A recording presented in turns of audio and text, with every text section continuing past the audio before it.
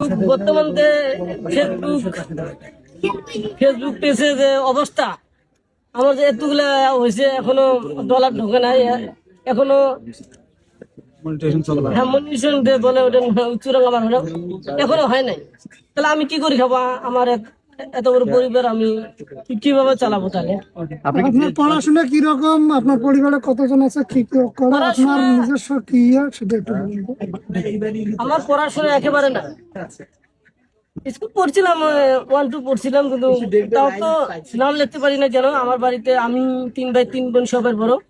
আমার বড় কেউ শিক্ষিত কেউ ছিল না, আমাকে যে শাসন করবে, বাড়িতে পড়াইবে, এই ধরনের লোক ছিল না সুশিক্ষিত আমার ফ্যামিলিটার থেকে আর কি।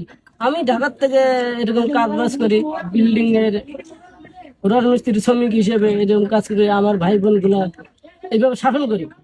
আমার পড়া হয় নাই, আমি টাকা পয়সা দিচ্ছি, তোমরা পড়াশোনা করো।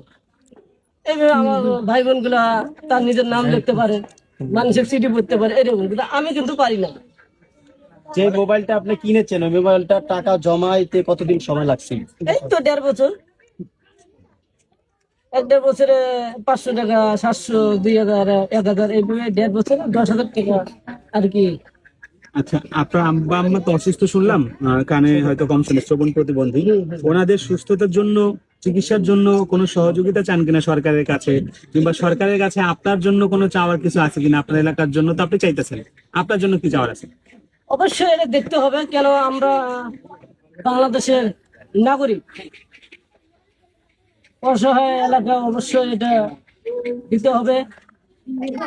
আরো অন্যান্য জেলা, অন্যান্য আমাদের বাংলাদেশে যে দরিদ্র এলাকা আছে, আমি তাদেরকে নিয়ে আমি ভাবি, তাদেরকেও কিছু খোঁজ করতে হবে কোথায় দরিদ্র লোক আছে।